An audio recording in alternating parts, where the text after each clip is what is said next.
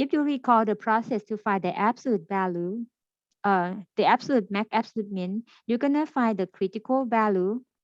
So number one, find the critical value, and number two, what you have to do, you're gonna find the function value at two endpoints. So gonna be the critical value.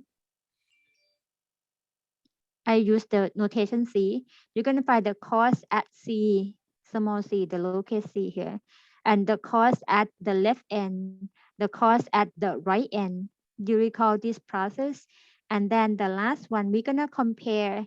Since this is the problem looking for the minimum cost, we're gonna look for the smallest value or the least value. So the least cost value. That means from three numbers here, which one gives you the smallest number? And whatever is the smallest number, that's going to be the minimum cost value for this situation. And then we just look at the x value that will give that minimum number of the cost. Okay, so these three are steps to find, or the process to find the absolute max absolute min of the function. So we're going to get started with finding the critical value. So the C prime from C equals, so I'm gonna put everything on the same screen here. So the cost is 3x. Okay, let me put this. So 3x plus 30,000 divided by x. So we're gonna find the derivative. The derivative of 3x is 3. Derivative of 30,000 divided by x. So we're gonna use what rule? What do you think of for this expression? Hmm? Quotient rule. The You can use the quotient rule or you can use the power rule. What? numerator x on the top. You can rewrite it as, I'm gonna rewrite it as here. So it'll be 3x plus 30,000 multiplied by x to the negative first, right? Right. X as a negative power. So then the derivative of the second term gonna be negative 30,000 times x to the negative second. Okay, and we're gonna let it be 0 because that's one of the way to find a critical number. That means either the derivative either equals 0 or derivative undefined, if you recall, to find the process to find the critical number. And then we're going to solve for x. Okay, at this step we're going to solve for x. And to solve for x, the left hand expression has the negative power, so I'm going to rewrite it as the positive power by bringing it down as a denominator and change the power to positive. And in fact, you have 3 over 1, or just the quantity 3, right? To solve for x, I'm going to write as the single denominator. Basically, I'm finding the common denominator and write them in one fraction. You see what I'm doing? Mm-hmm. Okay, I'm going to move over and move this one over a little bit, adjust the screen. And this is the second problem. I must have missed something there. How did you get 3x squared? Now let me go back here real quick. It's from rewriting the negative power to positive. So you do the reciprocal. Go back to the bottom.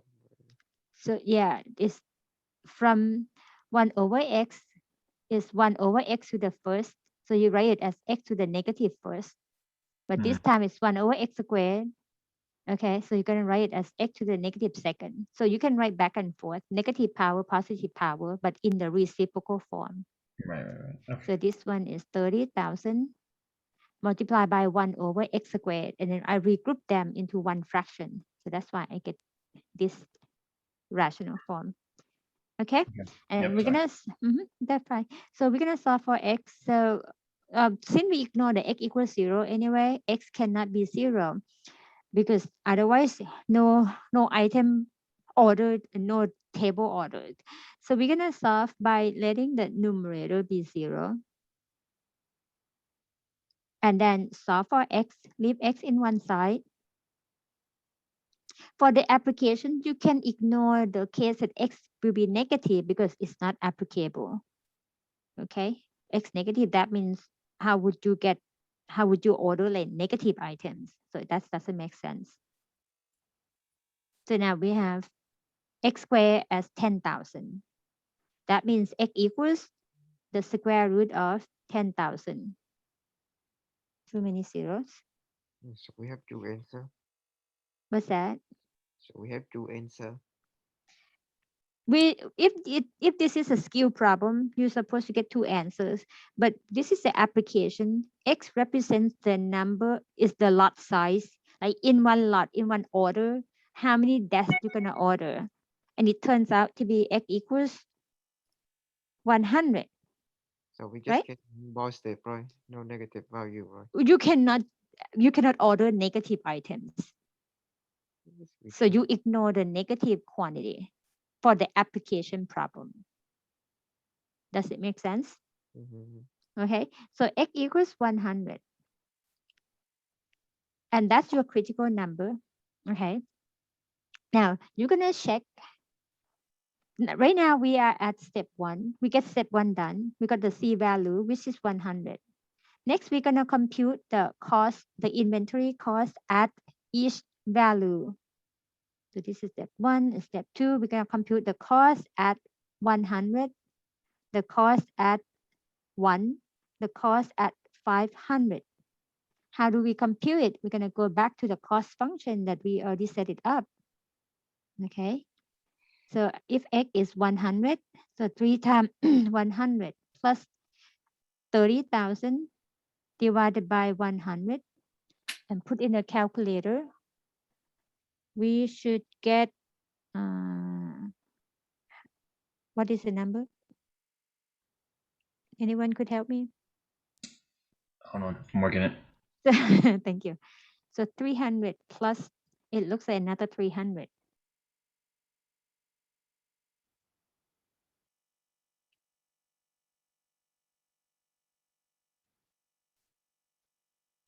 Anyone, if you could help, you can type in the chat. Yeah, I'm sorry. My son took the graphic calculator. I'm trying to do it on regular. That's okay. That's okay. 100. You guys can check my work also while you are working on a number. I will get 600. Do you agree? Yeah. Okay. So if you get different number, let me know or type in the chat. Okay. Ryan, take your time. I understand. So it's kind of fun toy for the kids. So we have the cost. If the order size is 100 desks per order, the cost is going to be 600 for the inventory cost. But if you order just one desk, the cost can be 3 times 1 plus 30,000 divided by 1. And it turns out to be $30,003. Okay. And if you order only one lot for the entire year, the cost for the inventory is going to be 3 times 500 plus 30,000 divided by 500. The 500 reduce 0 here, 5 and 30, that's 60. So going to be, this one is 1,500. So 1,500 plus 60, the cost for the lot size of 500 gonna be 1,560. So we get Yeah. 3 numbers. Okay, so we got 3 numbers, but the goal is to minimize the cost. Which one is the lowest? The lowest is 600. So the winner is X equals 100. So that is the minimum inventory cost. Inventory.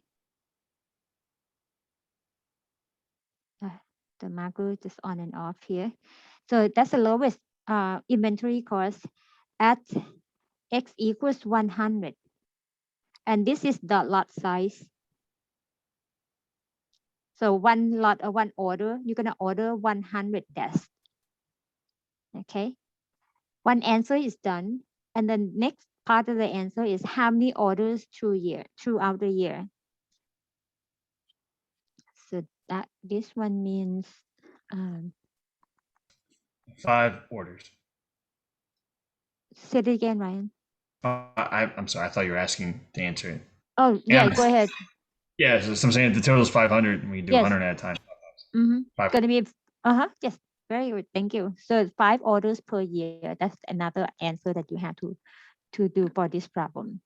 So then it's gonna be 500 divided by X, or 500. Maybe it's time to change the battery.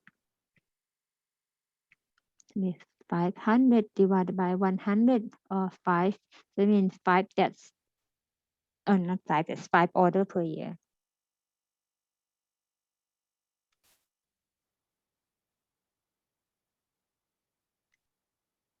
Okay.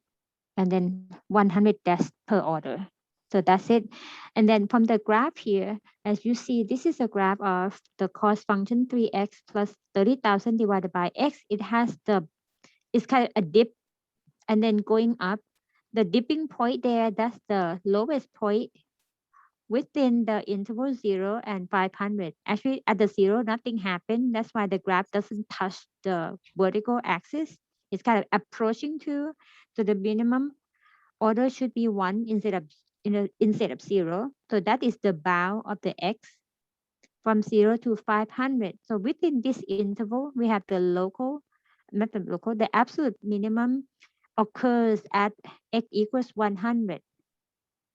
And if the problem asks you for what is the minimum cost, the answer gonna be 600.